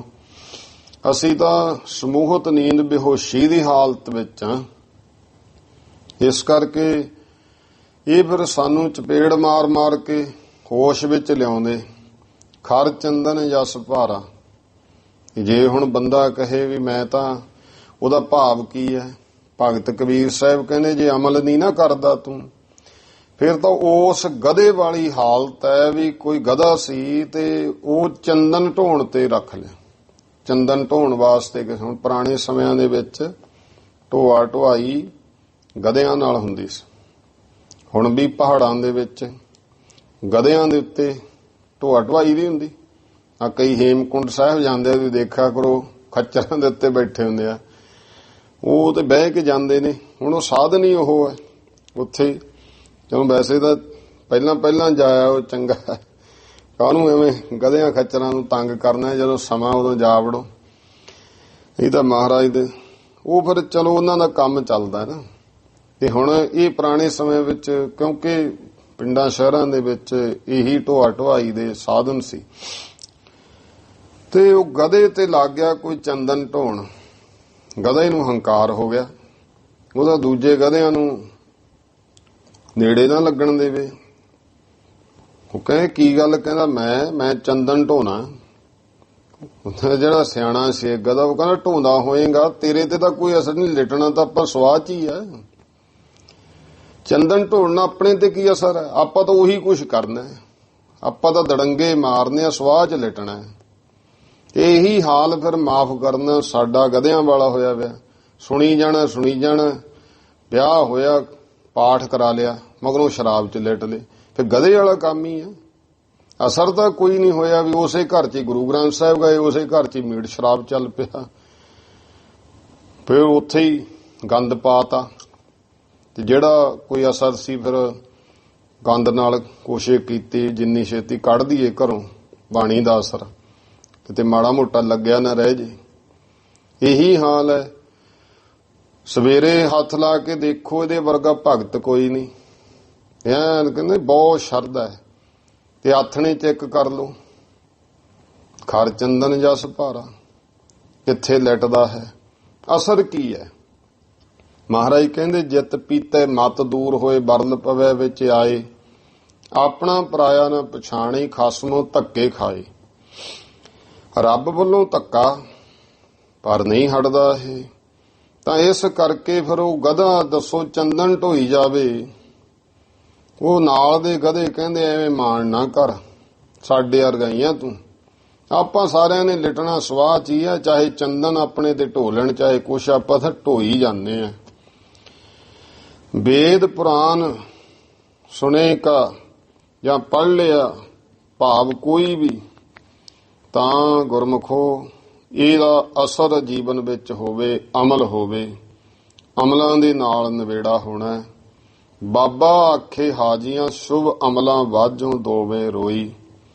ਮੱਕੇ ਹਾਜੀਆਂ ਕਾਜੀਆਂ ਨੂੰ ਕਿਹਾ ਸੀ ਜਦੋਂ ਉਹਨਾਂ ਨੇ ਪੁੱਛਿਆ ਕਿ ਹੇ ਗੁਰੂ ਨਾਨਕ ਦੇਵ ਜੀ, ਤੁਸੀਂ ਇਹ ਬਾਣੀ ਦੀ ਪੋਥੀ ਵਿੱਚੋਂ ਪੜ੍ਹ ਕੇ ਦੱਸੋ ਹਿੰਦੂ ਚੰਗਾ ਹੈ ਜਾਂ ਮੁਸਲਮਾਨ ਚੰਗਾ ਹੈ? ਗੁਰੂ ਸਾਹਿਬ ਕਹਿੰਦੇ ਅਮਲਾਂ ਤੋਂ ਬਿਨਾਂ ਦੋਵੇਂ ਹੀ ਰੋਂਦੇ ਆ। ਬਾਬਾ ਫਰੀਦ ਜੀ ਨੇ ਵੀ ਇਹੀ ਬਚਨ ਕਹੇ, ਅਮਲ ਜੇ ਕੀਤੇ ਦੁਨੀ ਵਿੱਚ ਦਰਗਹਿ ਆਏ ਕੰਮ। ਅਮਲ ਹੋਣੇ ਆ ਕੰਮ, ਇਸ ਕਰਕੇ ਅਮਲ ਕਰਨਾ ਚਾਹੀਦਾ ਹੈ। ਕਦਮ ਦਰ ਕਦਮ ਵਧੋ ਤਾਂ ਸਹੀ ਨਾ, ਤੇ ਆਪਾਂ ਵਧ ਰਹੇ ਆ। ਫੇਰ ਹੈ ਵਰਨਾ ਜਿਹੜੇ ਕੋਈ ਵੀ ਧਰਮ ਕਰਮ ਹੈ ਫਿਰ ਉਹ ਸਾਡੇ ਲਈ ਫੋਕਟ ਬਣ ਜਾਂਦੇ ਆ। ਫੋਕਟ ਦਾ ਭਾਵ ਹੁੰਦਾ ਵੀ ਉੱਪਰਲਾ ਫੋਲਕ ਹੋਵੇ, ਵਿੱਚ ਕੁਛ ਨਾ ਹੋਵੇ। ਚਾਹੇ ਕੋਈ ਤੀਰਥਾਂ ਪਰ ਜਾ ਰਿਹਾ, ਚਾਹੇ ਕੋਈ ਮਰਜ਼ਾਦਾ ਨਾਲ ਜਾਣਾ ਚਾਹੀਦਾ। ਬਹੁਤ ਮੇਰੀ ਬੇਨਤੀ ਕੀਤੀ, ਹੁਣ ਦੁਨੀਆ ਨੇ ਮਨੋਰੰਜਨ ਬਣਾ ਲਿਆ। ਇਹ ਕੋਈ ਮਨੋਰੰਜਨ ਦੇ ਸਾਧਨ ਨਹੀਂ। ਧਰਮ ਜਿਹੜਾ ਹੈ ਨਾ, ਜਾਂ ਇਤਿਹਾਸ ਹੈ, ਇਹ ਤਾਂ ਗੁਰਮੁਖੋ ਧੁਰ ਅੰਦਰੋਂ ਹਿਰਦਿਓਂ ਮਹਿਸੂਸ ਕਰਨ ਦਾ ਵਿਸ਼ਾ ਹੈ। ਇਹ ਕੋਈ ਮਨੋਰੰਜਨ ਥੋੜ੍ਹਾ ਹੈ, ਤੇ ਦੁਨੀਆ ਮਨੋਰੰਜਨ ਵਿੱਚ ਪੈ ਗਈ। ਇਸ ਕਰਕੇ ਤੁਸੀਂ ਦੇਖੋ ਕਿ ਜਿਹੜੇ ਗੁਰਬਾਣੀ ਨੂੰ ਜੀਵਨ ਵਿੱਚ ਕਮਾ ਰਹੇ, ਅੱਜ ਉਹਨਾਂ ਦੀ ਨਿੰਦਾ ਹੋ ਰਹੀ ਹੈ। ਜਿਹੜੇ ਨਕਲੀ ਨੇ ਉਹਨਾਂ ਨੂੰ ਕਰੋੜਾਂ ਰੁਪਈਆ ਦਿੱਤਾ ਜਾ ਰਿਹਾ ਹੈ। ਤੇ ਉਹ ਅੱਜ ਆਮ ਗਾਇਕਾਂ ਦੇਖ ਲਓ, ਇੱਕ ਗਾਣਾ ਧਰਮ ਕੱਢਦੇ ਐਨ ਪੂਰਾ ਸੱਜ ਬੱਜ ਕੇ ਦਸਤਾਰ ਬੰਨ੍ਹ ਕੇ, ਤੇ 100 ਗਾਣਾ ਗੰਦਾ ਕੱਢ ਦਿੰਦੇ ਆ। ਇਸੇ ਤਰ੍ਹਾਂ ਹੀ ਫਿਲਮਾਂ ਦਾ ਹਾਲ ਹੈ। ਇੱਕ ਫਿਲਮ ਚੰਗੀ ਬਣਾ ਕੇ ਤੇ 50 ਗੰਦੀਆਂ ਬਣਾਤੀਆਂ। ਸਾਡੇ ਆਈਡਲ ਕੀ ਨੇ?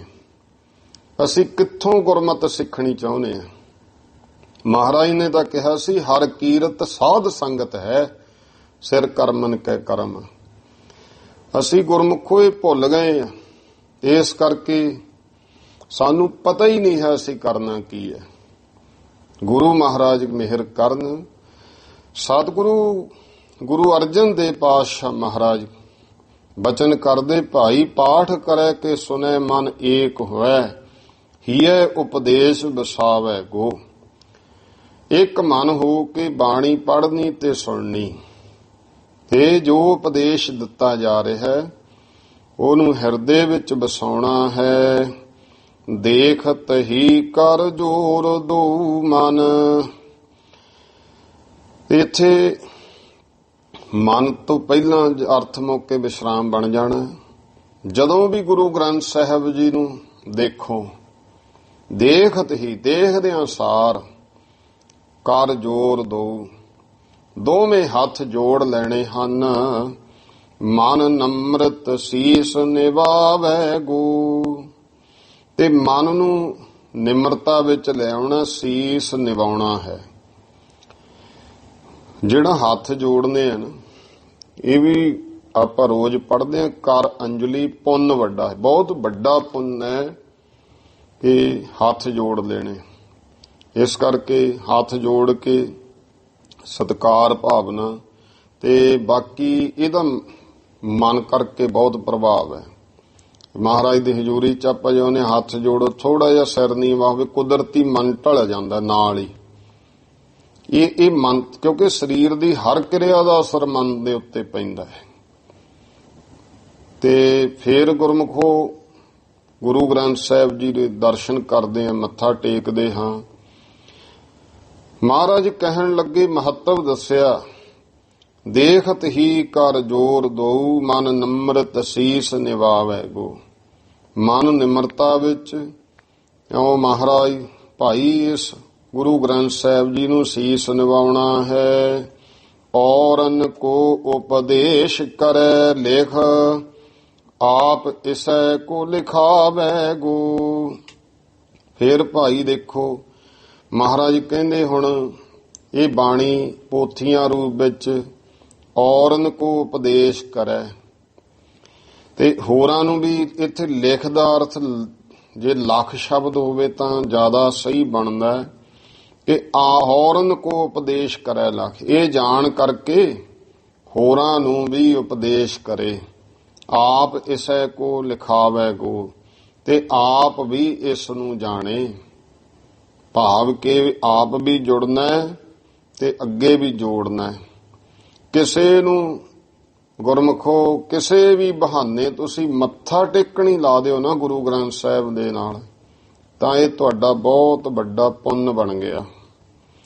ਮਹਾਰਾਜ ਦੇ ਦਰ ਤੇ ਕਿਸੇ ਨਾ ਕਿਸੇ ਜਿਹੜਾ ਨਹੀਂ ਆਉਂਦਾ, ਉਹਨੂੰ ਕਿਸੇ ਬਹਾਨੇ ਮਹਾਰਾਜ ਦੇ ਦਰ ਤੇ ਲਿਆਉਣ ਲੱਗ ਜਾਓ, ਜਾਂ ਪ੍ਰੇਰ ਕੇ ਕਿ ਆ ਭਾਈ ਤੂੰ ਜਾ ਵੜ ਕੇ ਇੰਨਾ ਮੱਥਾ ਟੇਕ ਉੱਥੇ ਜਾ ਕੇ ਮਹਾਰਾਜ ਨੂੰ, ਤੇ ਫਿਰ ਮਹਾਰਾਜ ਕਿਰਪਾ ਕਰਦੇ ਆ, ਪੁੰਨ ਬਣਦਾ ਹੈ।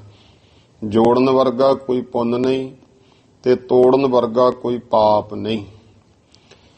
ਗੁਰੂ ਸਾਹਿਬ ਜੀ ਕਹਿਣ ਲੱਗੇ, ਔਰਨ ਕੋ ਉਪਦੇਸ਼ ਕਰੈ ਲਿਖ, ਤੇ ਹੋਰਾਂ ਨੂੰ ਵੀ ਜੇ ਲਿਖ ਦਾ ਅਰਥ ਲਿਖਣਾ ਭਾਈ, ਉਪਦੇਸ਼ ਕਰਨਾ ਹੈ, ਲਿਖ ਕਰਕੇ ਸ਼ਬਦ ਆਪ ਇਸੈ ਕੋ ਲਿਖਾਵੈ ਗੋ।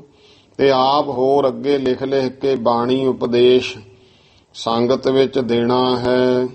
ਪ੍ਰੇਮ ਕਰੈ ਘਰ ਮਹਿ ਅਸਥਾਪੈ ਹੈ। ਤੇ ਪੂਰੇ ਪ੍ਰੇਮ ਦੇ ਨਾਲ ਘਰ ਦੇ ਵਿੱਚ ਸਥਾਪਨ ਕਰਨਾ, ਬਿਰਾਜਮਾਨ ਕਰਨੇ ਹਨ। ਪਾਠ ਸੁਨੈ ਹਰਿ ਖਾਵੈ ਗੋ। ਤੇ ਜਿਹੜਾ ਭਾਈ ਘਰ ਵਿੱਚ ਪ੍ਰਕਾਸ਼ ਕਰਕੇ ਪਾਠ ਕਰੇਗਾ ਜਾਂ ਸੁਣੇਗਾ ਉਹਨੂੰ ਪ੍ਰਸੰਨਤਾ ਹੋਵੇਗੀ। ਸੋ ਜਗ ਬੰਧਨ ਛੇਦਨ ਕੈ। ਤੇ ਉਹ ਫਿਰ ਕੀ ਹੋਊਗਾ, ਜਿਹੜੇ ਜਗਤ ਦੇ ਬੰਧਨ ਹਨ, ਵਿਕਾਰ ਜਿਹੜੇ ਜੰਮਣ ਮਰਨ ਦਾ ਕਾਰਨ ਬਣਦੇ ਐ, ਉਹਨਾਂ ਨੂੰ ਛੇਦ ਦੇਵੇਗਾ। ਛੇਦ ਨਾਮ ਹੈ ਕੱਟਣਾ, ਕਿ ਉਹ ਬੰਧਨਾਂ ਨੂੰ ਕੱਟ ਲਵੇਗਾ। ਨਰ ਅੰਤ ਗਤੀ ਸੁਭ ਪਾਵੈ ਗੋ। ਐਸਾ ਜਿਹੜਾ ਪ੍ਰਾਣੀ ਹੈ ਅੰਤ ਨੂੰ ਸ਼ੁਭ ਗਤੀ, ਮੁਕਤੀ, ਕੇਵਲ ਮੋਕਸ਼ ਦੀ ਪ੍ਰਾਪਤੀ ਕਰ ਲਵੇਗਾ। ਕਾਰਜ ਹੋਏ ਸੰਪੂਰਨ ਬਾਛਤ। ਫਿਰ ਭਾਈ ਜਿਹੜੇ ਕਾਰਜ ਨੇ, ਜਦੋਂ ਬਾਣੀ ਦਾ ਪਾਠ ਹੋਊ, ਮਹਾਰਾਜ ਕਹਿੰਦੇ ਜਿਹੜੇ ਕਾਰਜ ਹਨ ਇੱਛਾ ਵਸਹਿਤ, ਕੋਈ ਇੱਛਾ ਰੱਖ ਕੇ ਆਪਾਂ ਸਹਿਜ ਪਾਠ, ਅਖੰਡ ਪਾਠ ਸਾਹਿਬ ਕਰਵਾਉਨੇ ਆ, ਗੁਰੂ ਘਰ ਕਰਵਾਉਨੇ ਆ, ਘਰ ਕਰਵਾਉਂਦੇ ਹਾਂ, ਤਾਂ ਉਹ ਮਹਾਰਾਜ ਕਹਿੰਦੇ ਭਾਵਨਾ ਰੱਖੇ ਤਾਂ ਉਹ ਵੀ ਭਾਈ ਸੰਪੂਰਨ ਹੋਣਗੇ। ਪਾਠ ਕਰੈ ਕਿ ਕਰਾਵੈ ਗੋ। ਜਾਂ ਆਪ ਪਾਠ ਕਰ ਲਵੇ ਜਾਂ ਫਿਰ ਭਾਈ ਸਿਆਣੇ ਗ੍ਰੰਥੀ ਪਾਠੀ ਗੁਰਮੁਖਾਂ ਤੋਂ ਕਰਵਾ ਲਵੇ। ਤੇ ਉਹ ਕਰਨ ਸੇਵਾ ਭਾਵਨਾ ਦੇ ਨਾਲ, ਤੇ ਪਰਿਵਾਰ ਵਾਲਾ ਸੇਵਾ ਭਾਵਨਾ ਨਾਲ ਸੇਵਾ ਕਰੇ, ਪਾਠ ਕਰਨ ਵਾਲਿਆਂ ਦੀ ਵੀ ਤੇ ਗੁਰੂ ਸਾਹਿਬ ਦੀ ਵੀ, ਦੋਨਾਂ ਦੀ। ਇਹ ਹੋ ਫਿਰ ਮਹਾਰਾਜ ਕਹਿੰਦੇ ਕਿਰਪਾ ਹੋਵੇਗੀ। ਭੋਗ ਪਰੇ ਕਰਵਾਏ ਤਿਹਾਵਲ। ਤੇ ਜਦੋਂ ਭੋਗ ਪਵੇ, ਸੰਪੂਰਨ ਸਮਾਪਤੀ ਵਾਲਾ ਭੋਗ ਵਾਲਾ ਦਿਨ ਹੈ, ਉਸ ਦਿਨ ਤਿਹਾਵਲ ਕੜਾਹ ਪ੍ਰਸ਼ਾਦ ਤਿਆਰ ਕਰਵਾਵੇ। ਆਪ ਖਰੋ ਹੋਏ ਜਾਵੇ ਗੋ। ਤਾਂ ਉਸ ਸਮੇਂ ਆਪ ਭਾਈ ਕਹਿੰਦੇ ਖੜ ਜਾਵੇ। ਇਹ ਨਾ ਹੋਵੇ ਵੀ ਉਧਰ ਭੋਗ ਪਈ ਜਾਂਦਾ ਤੇ ਘਰ ਵਾਲਾ ਪਤਾ ਹੀ ਨਹੀਂ ਲੱਗਿਆ ਵੀ ਭੋਗ ਪੈ ਗਿਆ। ਅੱਛਾ ਜੀ, ਨੌਵੇਂ ਪਾਤਸ਼ਾਹ ਇਸ ਲੋਕ ਵੀ ਪੜ੍ਹ ਤੇ ਅਰਦਾਸ ਹੋ ਗਈ। ਇਹੋ ਜਿਹੇ ਵੀ ਹੁੰਦੇ ਆ, ਨੇੜੇ ਹੀ ਨਹੀਂ ਜਾਣਾ, ਲੈ ਮੇਰੇ ਤੋਂ ਤਾਂ ਹਲਵਾਈ ਨਹੀਂ ਲੋਟ ਆਏ। ਫਿਰ ਭਾਈ ਗੁਰੂ ਗ੍ਰੰਥ ਸਾਹਿਬ ਛੋਟਾ ਹੋ ਗਿਆ, ਹਲਵਾਈ ਵੱਡਾ ਹੋ ਗਿਆ ਤੇਰੇ ਲਈ। ਕਿਉਂ? ਤੈਨੂੰ ਉਹ ਜ਼ਰੂਰੀ ਹੋ ਗਏ, ਮਹਾਰਾਜ ਘਰੇ ਆ, ਉਹ ਜ਼ਰੂਰੀ ਨਹੀਂ। ਤੇ ਜਾਂ ਫਿਰ ਕਈਆਂ ਦਾ ਹਾਲ ਇਹ ਹੁੰਦਾ, 2 ਦਿਨ ਨਹੀਂ ਬਣਨਾ ਉਸ ਕਮਰੇ 'ਚ ਜਿੱਥੇ ਮਹਾਰਾਜ ਦਾ ਪ੍ਰਕਾਸ਼ ਹੈ। ਤੇ ਜੇ ਭੋਗ ਪੈਣਾ, ਫਿਰ ਐਨ ਢਾਟੀਆਂ ਬੰਨ੍ਹ ਕੇ ਚੰਗੀ ਤਰ੍ਹਾਂ ਤਿਆਰ ਹੋ ਕੇ ਚੌਰ ਚੱਕ ਲੈਣਾ ਤੇ ਫਿਰ ਦੁਨੀਆ ਨੂੰ ਦਿਖਾਉਣਾ। ਉਧਰੋਂ ਨੌਵੇਂ ਪਾਤਸ਼ਾਹ ਦੇ ਸ਼ਲੋਕ ਪੜ੍ਹੇ ਜਾ ਰਹੇ ਹੁੰਦੇ, ਉਧਰੋਂ ਚੌਰ ਕਰਦਾ, ਲੋਕ ਮੱਥਾ ਟੇਕਦੇ ਦੇਖਣ ਮੈਨੂੰ ਕਿ ਮੇਰੀ ਸ਼ਰਧਾ ਬਹੁਤ ਹੈ ਗੁਰੂ ਗ੍ਰੰਥ ਸਾਹਿਬ ਤੇ। ਇਹ ਕਰਮ ਕਰਦਾ। ਗੁਰੂ ਮਹਾਰਾਜ ਕਹਿੰਦੇ ਭਾਈ ਆਪ ਖੜੋ ਹੋਏ ਜਾਵੈ ਗੋ। ਆਪ ਵੀ ਖੜੇ ਹਾਜ਼ਰ ਹੋ ਕੇ ਗੁਰੂ ਮਹਾਰਾਜ ਦੀ ਹਜ਼ੂਰੀ ਵਿੱਚ ਹਾਥ ਦੁਐ ਜੋਰ ਕਰੈ ਅਰਦਾਸ। ਦੋਵੇਂ ਹੱਥ ਜੋੜ ਕਰਕੇ ਅਰਦਾਸ ਕਰੇ, ਅਰਦਾਸ ਵਿੱਚ ਸ਼ਾਮਲ ਹੋਵੇ। ਮਨੋਰਥ ਕੋ ਮਨ ਲਿਆਵੈ ਗੋ। ਜਿਹੜਾ ਵੀ ਉਸ ਸਮੇਂ ਮਨ ਦੇ ਵਿੱਚ ਮਨੋਰਥ ਲਿਆਊਗਾ, ਉਹ ਮਨੋਰਥ ਗੁਰਮੁਖੋ ਪੂਰਾ ਹੋ ਜਾਂਦਾ ਹੈ। ਜਿਹੜਾ ਵੀ ਕੋਈ 10ਵੇਂ ਪਾਤਸ਼ਾਹ ਮਹਾਰਾਜ ਦੇ ਜੀਵਨ ਵਿੱਚ ਆਉਂਦੀ ਹੈ ਨਾ ਸਾਖੀ, ਇੱਕ ਲਾਲ ਸਿੰਘ ਤਰਖਾਣ ਸੀ, ਪਰਿਵਾਰ ਬਹੁਤ ਚੰਗਾ ਕਾਰੀਗਰ, ਉਹਨੇ ਢਾਲ ਬਣਾਈ। ਢਾਲ ਬਹੁਤ ਕੀਮਤੀ, ਉਦੋਂ ਗੈਂਡੇ ਦਾ ਚਮੜਾ ਲਾ ਲਾ ਕੇ ਬਣਾਉਂਦੇ ਹੁੰਦੇ ਸੀ। ਤੇ ਇੰਨੀ ਕੀਮਤੀ ਬਣਾਈ ਇਹਨੂੰ ਦੀ, ਫਿਰ ਉੱਤੇ ਉਹਨੂੰ ਨਰਮ ਮੁਲਾਇਮ ਇੰਨਾ ਕਰ ਦਿੰਦੇ ਹੁੰਦੇ, ਸ਼ਸਤਰ ਵੱਜ ਕੇ ਇੱਧਰ ਉੱਧਰ ਹੋ ਜਾਂਦਾ ਹੁੰਦਾ ਸੀ, ਇੰਨੀ ਸ਼ੁੱਧ ਬਣਾਈ। ਤੇ 10ਵੇਂ ਪਾਤਸ਼ਾਹ ਮਹਾਰਾਜ ਕੋਲ ਆਇਆ, ਮਨ ਵਿੱਚ ਥੋੜੀ ਹਉਮੈ ਜਾਗ ਪਈ। ਦੇਖੋ ਧਰਮ ਕਰਮ ਕਰਦੇ ਆ, ਹਉਮੈ ਸੂਖਮ ਪੈਦਾ ਹੋ ਜਾਂਦੀ ਹੈ। ਮਹਾਰਾਜ ਮਿਹਰ ਕਰਕੇ ਆਪਣੀ ਸਿੱਖ ਵਿੱਚੋਂ ਹਉਮੈ ਕੱਢ ਵੀ ਦਿੰਦੇ ਆ। ਤੇ ਹੋਮੇ ਹੋ ਗਈ। ਇਹ ਢਾਲ ਬਹੁਤ ਵਧੀਆ, ਇਹੋ ਜਿਹੀ ਨਹੀਂ ਮਹਾਰਾਜ ਨੇ ਵੇਖੀ ਹੋਣੀ। ਜਦੋਂ ਮਹਾਰਾਜ ਕੋਲੇ ਲਿਆਇਆ 10ਵੇਂ ਪਾਤਸ਼ਾਹ, ਮਹਾਰਾਜ ਕਹਿੰਦੇ ਲਾਲ ਸਿੰਘਾ ਢਾਲ ਬਹੁਤ ਚੰਗੀ ਹੈ, ਤੇਰੀ ਢਾਲ ਬੜੀ ਸ਼ੁੱਧ ਹੈ, ਇਹ ਦੇਖੀ ਨਹੀਂ ਅੱਜ ਤੱਕ ਅਸੀਂ ਇਹੋ ਜਿਹੀ। ਤੇ ਕਹਿੰਦਾ ਮਹਾਰਾਜ ਵੀ ਇਹ ਤਾਂ ਜਦੋਂ ਦੇਖੋ ਮਹਾਰਾਜ ਨੇ ਥੋੜਾ ਜਿਹਾ ਹੋਰ ਲਾਤਾ ਨਾ, ਰੁੜੀ ਜਾਂਦੀ ਹਉਮੈ ਰੂਪੀ ਗੇਂਦ ਨੂੰ ਟੱਲਾ ਲਾਤਾ। ਇਹ ਨਾ ਸੋਚਿਆ ਵੀ ਆਹੀ ਤਾਂ ਮੈਂ ਸੋਚ ਕੇ ਆਇਆ ਸੀ ਵੀ ਮਹਾਰਾਜ ਨੇ ਦੇਖੀ ਨਹੀਂ ਹੋਣੀ, ਮਹਾਰਾਜ ਨੇ ਕਿਵੇਂ ਬਚਨ ਉਹੀ ਕਰਤਾ। ਪਰ ਉਹ ਹਉਮੈ ਮਨ ਵਿੱਚ ਆ ਗਈ। ਕਹਿੰਦਾ ਮਹਾਰਾਜ ਇਹ ਢਾਲ ਬਹੁਤ ਵਧੀਆ, ਮੈਨੂੰ ਪਤਾ ਇਹ ਕਿਵੇਂ ਬਣਾਈ ਹੈ, ਇਹਦੇ ਕੀ ਗੁਣ ਹੈ। ਮਹਾਰਾਜ ਕਹਿੰਦੇ ਲਾਲ ਸਿੰਘਾ ਦੱਸ ਦੇ ਭਾਈ। ਦੱਸਣ ਲੱਗ ਗਿਆ ਮਹਾਰਾਜ, ਆਹ ਮਾਰੇ ਇਹਦੇ ਉੱਤੇ ਕੋਈ ਕਿਰਪਾਨ ਮਾਰੇ, ਆਹ ਮਾਰੇ, ਇਹ ਇੰਨੀ ਸ਼ੁੱਧ ਹੈ, ਇੰਨੀ ਮੁਲਾਇਮ, ਇੱਥੋਂ ਤੱਕ ਕਹਿੰਦਾ ਗੋਲੀ ਵੀ ਮਾਰੀ ਕੋਈ ਮਹਾਰਾਜ, ਉਹ ਵੀ ਇਹਦੇ ਚ ਲੱਗ ਕੇ ਨਾ ਤਿਲਕ ਜੂਗੀ, ਵਿੱਚ ਦੀ ਨਹੀਂ ਲੰਘਦੀ। ਤੇ 10ਵੇਂ ਪਾਤਸ਼ਾਹ ਮਹਾਰਾਜ ਕਹਿੰਦੇ ਲਾਲ ਸਿੰਘਾ ਹਉਮੈ ਨਹੀਂ ਕਰੀਦੀ ਹੁੰਦੀ। ਇਹ ਢਾਲ ਤੇ ਗੋਲੀ ਦਾ ਫਰਕ ਹੈ। ਢਾਲ ਹੱਥੀਂ ਸ਼ਸਤਰ ਫੜ ਕੇ ਲੜਨ ਵਾਲਾ, ਇੱਕ ਪਾਸੇ ਢਾਲ ਇੱਕ ਪਾਸੇ ਕਿਰਪਾਨ ਨੇਜਾ ਫੜ ਕੇ ਲੜਦਾ ਹੈ। ਗੋਲੀ ਦੂਰੋਂ ਚੱਲਦੀ ਹੈ। ਗੋਲੀ ਮਹਾਰਾਜ ਕਹਿੰਦੇ ਲਾਲ ਸਿੰਘਾ ਜਿਹੜੀ ਆ ਉਹ ਢਾਲ ਪਾਰ ਕਰ ਜਾਂਦੀ। ਕਹਿੰਦਾ ਮਹਾਰਾਜ ਮਾਰ ਕੇ ਵੇਖ ਲਓ। 10ਵੇਂ ਪਾਤਸ਼ਾਹ ਕਹਿੰਦੇ ਵੀ ਚੰਗਾ ਇਉਂ ਕਰ, ਕੱਲ ਨੂੰ ਆ ਜੀ, ਜਿਹੜੀ ਤੇਰੀ ਕਾਰਾਗਰੀ ਰਹਿੰਦੀ ਹੈ ਨਾ ਉਹ ਹੋਰ ਲਾ ਲਿਆ, ਇਹਦੇ ਤੇ ਪੂਰੀ ਕਰ ਲਿਆ। ਕੱਲ ਨੂੰ ਅਸੀਂ ਆਪ ਗੋਲੀ ਮਾਰਾਂਗੇ ਇਹਦੇ ਚ। ਤੇ ਲੈ ਕੇ ਤੁਰ ਪਿਆ। ਜਦੋਂ ਵਾਪਸ ਆਇਆ ਕੁਦਰਤੀ ਮਨ ਚੋਂ ਮਨਾ ਵੀ ਇਹ ਕੀ ਕੰਮ ਕਰ ਬੈਠਾ। ਗਿਆ ਤਾਂ ਅਸੀਂ ਬਖਸ਼ਿਸ਼ਾਂ ਲੈਣ ਵਾਸਤੇ, ਉੱਥੇ ਹਉਮੈ ਕਰ ਲਈ। ਉਹ ਕਲਗੀਆਂ ਵਾਲਾ ਪਾਤਸ਼ਾਹ ਦੀਨ ਦੁਨੀਆ ਦਾ ਮਾਲਕ ਹੈ, ਤੇ ਉਹ ਤਾਂ ਗੋਲੀ ਮਾਰੇ ਆਕਾਸ਼ਾਂ ਵਿੱਚ ਪਹੁੰਚਾ ਦਿੰਦਾ ਹੈ, ਕੁਝ ਵੀ ਕਰ ਸਕਦਾ, ਸਮਰੱਥ ਹੈ। ਤੇ ਤੂੰ ਲੈਣ ਗਿਆ ਬਖਸ਼ਿਸ਼ਾਂ, ਤੂੰ ਉੱਥੇ ਆਪਦੀ ਭੇਟਾ ਕੀਤੀ ਵਸਤੂ ਦੀ, ਹਉਮੈ ਕਰੀ ਗਿਆ। ਮਨ ਜਿਹੜਾ ਨਿਰਾਸ਼ ਹੋ ਗਿਆ, ਕੀ ਕੀਤਾ ਜਾਵੇ।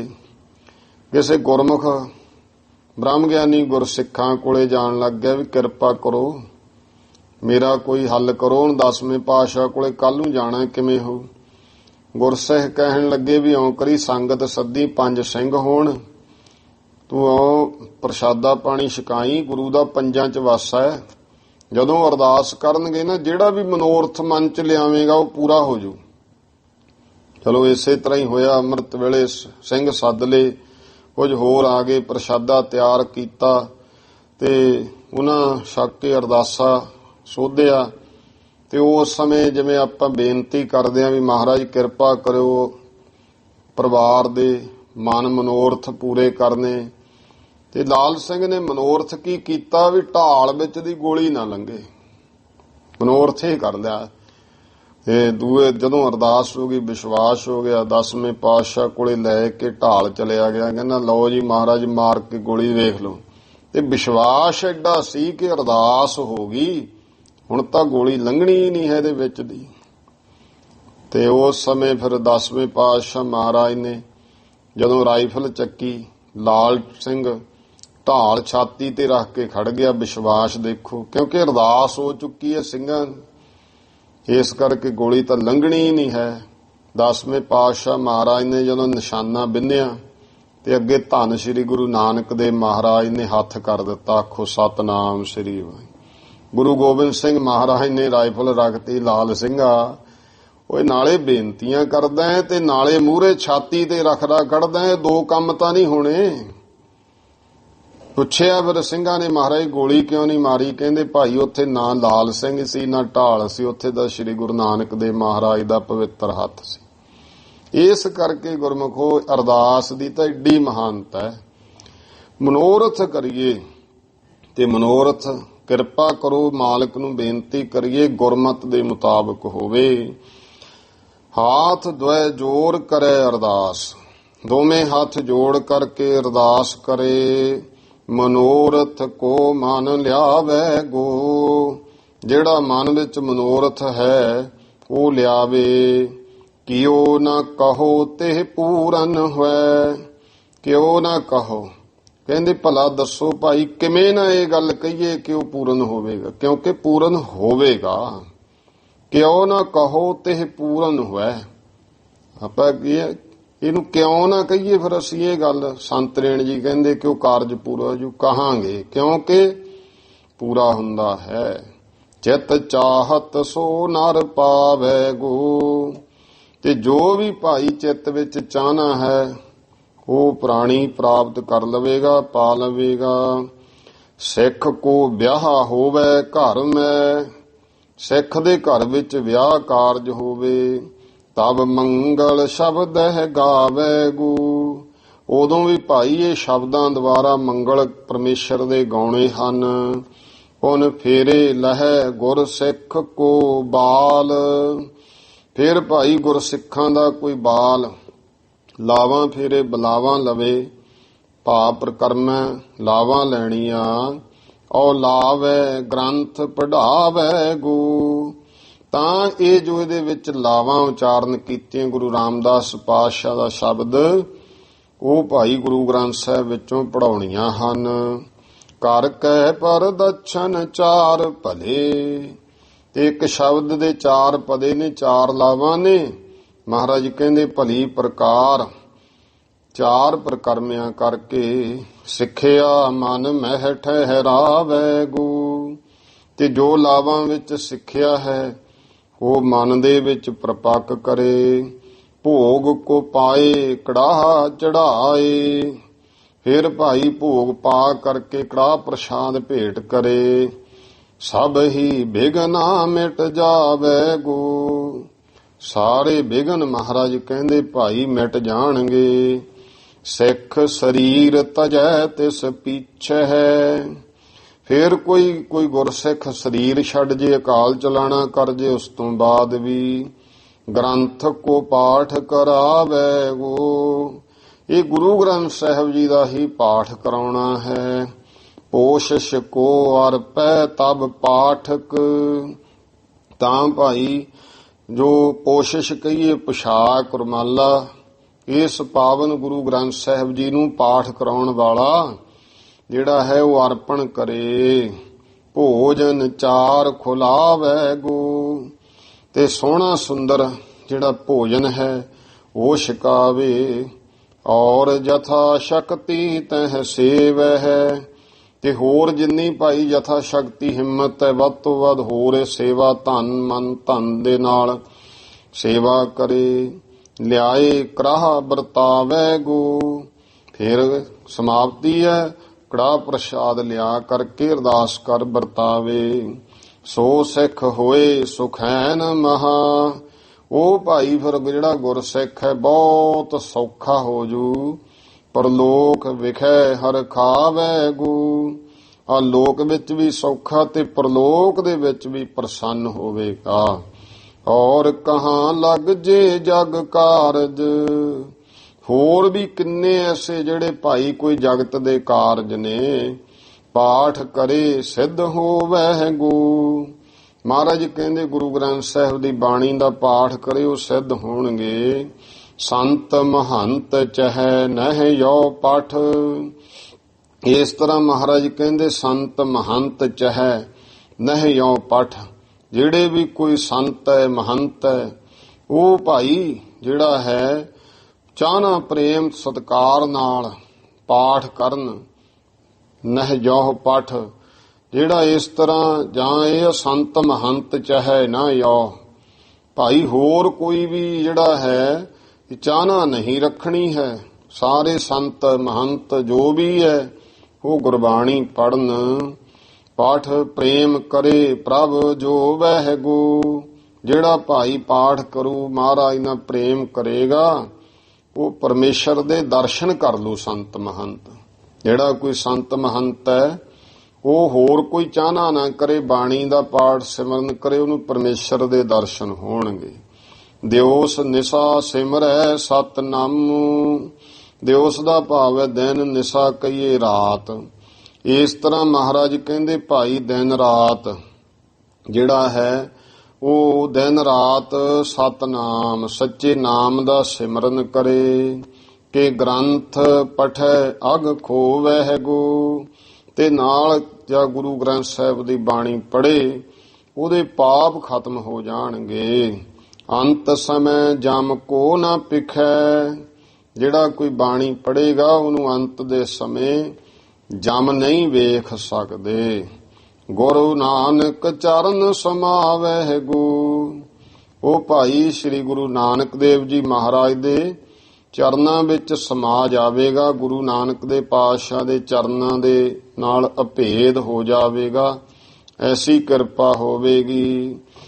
ਵੇਦ ਪੁਰਾਨ ਮਹਾਨ ਮਹੱਤਮ। ਜੋ ਭਾਈ ਦੇਖੋ ਵੇਦ ਕੀ ਪੁਰਾਨ ਕੀ ਉਹ ਸਾਰੇ ਬਹੁਤ ਵੱਡਾ ਮਹੱਤਵ ਦੱਸਦੇ। ਜਾਹੇ ਬਖਾਨ ਕਰੈ ਸਮੰਦਾਏ। ਜਿਸ ਪਰਮਾਤਮਾ ਦਾ ਗੁਰੂ ਸਾਹਿਬ ਜੀ ਦਾ ਬਖਿਆਨ ਸਾਰੇ ਕਰਦੇ ਹਨ। ਅੰਤ ਨ ਪਾਵਤ ਸ਼ੇਸ਼ ਔਸਾਰਦ। ਜਿਸ ਪਰਮਾਤਮਾ ਦਾ ਸ਼ੇਸ਼ ਨਾਗ ਔਰ ਸ਼ਾਰਦ ਦਾ ਵੀ ਅੰਤ ਨਹੀਂ ਪਾ ਸਕਦੇ। ਨੇਤ ਹੀ ਨੇਤ ਅਸ਼ੇਸ਼ ਬਤਾਏ। ਜੋ ਨੇਤ ਹੀ ਨੇਤ ਬੇਅੰਤ ਹੀ ਬੇਅੰਤ ਲਗਾਤਾਰ ਕਹਿੰਦੇ ਹਨ। ਜੋ ਸਰਬੋਤਮ ਜੋ ਸਰਵਾਸਰੈ। ਜਿਹੜਾ ਪਰਮੇਸ਼ਰ ਸਭ ਤੋਂ ਸਰਮੋਤਮ ਹੈ ਔਰ ਸਾਰਿਆਂ ਦੇ ਵਿੱਚ ਵਸਦਾ ਹੈ। ਤਾਹੀ ਕੇ ਨਾਮ ਇਸੀ ਮੈਂ ਹੈ ਗਾਏ। ਉਸੇ ਪਰਮਾਤਮਾ ਦੇ ਨਾਮ ਨੂੰ ਹੀ ਇਸ ਗੁਰੂ ਗ੍ਰੰਥ ਸਾਹਿਬ ਜੀ ਬਾਣੀ ਦੇ ਵਿੱਚ ਗਾਇਆ ਹੈ। ਨਾਮ ਸੋ ਨਾਮੀ ਕੋ ਭੇਦ ਨਹੀਂ। ਇਸ ਕਰਕੇ ਭਾਈ ਨਾਮ ਦੇ ਵਿੱਚ ਤੇ ਨਾਮੀ ਦੇ ਵਿੱਚ ਕੋਈ ਭੇਦ ਨਹੀਂ ਹੈ। ਜੋ ਇਹ ਗੁਰੂ ਗ੍ਰੰਥ ਸਾਹਿਬ ਜੀ ਦੇ ਵਿੱਚ ਪਰਮੇਸ਼ਰ ਦਾ ਨਾਮ ਹੈ, ਨਾਮ ਔਰ ਨਾਮੀ ਵਿੱਚ ਕੋਈ ਫਰਕ ਨਹੀਂ। ਇਹ ਮੂਰਤ ਸ੍ਰੀ ਕਰਤਾਰ ਸੁਹਾਏ। ਇਸ ਕਰਕੇ ਗੁਰੂ ਗ੍ਰੰਥ ਸਾਹਿਬ ਪਾਤਸ਼ਾਹ ਸਰੂਪ ਮੂਰਤ ਹੈ ਭਾਈ ਸ੍ਰੀ ਕਰਤਾਰ ਕਰਤਾ ਪੁਰਖ। ਇਹ ਆਪ ਹੀ ਸੋਭ ਰਿਹਾ ਹੈ। ਆਪ ਹੀ ਮਹਾਰਾਜ ਕਹਿੰਦੇ ਭਾਈ ਬਿਰਾਜਮਾਨ ਹੈ। ਇਉਂ ਸਤਿਗੁਰੂ ਸੱਚੇ ਪਾਤਸ਼ਾਹ ਮਹਾਰਾਜ ਜੀ ਨੇ ਮਿਹਰਾਂ ਕੀਤੀਆਂ ਤੇ ਜੋ ਮੁੱਖ ਵਾਕ ਆਇਆ ਪਹਿਲਾਂ ਉਹ ਵੀ ਆਪ ਜੀ ਨੇ ਸਰਵਣ ਕੀਤਾ ਤੇ ਗੁਰੂ ਗ੍ਰੰਥ ਸਾਹਿਬ ਜੀ ਦੇ ਜਨਮ ਆਨੰਦ ਮ੍ਰਿਤਕ ਸੰਸਕਾਰ ਦੇ ਸਮੇਂ ਭਾਵ ਕੋਈ ਖੁਸ਼ੀ ਹੋਰ ਕਾਰਜਾਂ ਦੀ ਕੋਈ ਵਿਆਹ ਸ਼ਾਦੀ ਜਾਂ ਕੋਈ ਕਾਲ ਚਲਾਣਾ ਕਿ ਇਹ ਆਪਾਂ ਨੂੰ ਕੀ ਕਰਨਾ ਚਾਹੀਦਾ ਹੈ ਉਹ ਵੀ ਗੁਰੂ ਗ੍ਰੰਥ ਸਾਹਿਬ ਦੀ ਬਾਣੀ ਪੜ੍ਹਨੀ ਹੋਰ ਸਾਰਾ ਆਪਾਂ ਨੂੰ ਦੱਸਿਆ। ਮਹਾਰਾਜ ਨੇ ਮਹੱਤਵ ਦੱਸਿਆ ਹੈ ਇਹ ਕੀ ਕਾਰਜ ਕਰਨੇ ਚਾਹੀਦੇ ਔਰ ਕਿਵੇਂ ਕਰਨਾ ਹੈ, ਕਿੰਨਾ ਸਤਿਕਾਰ ਕਰਨਾ ਹੈ।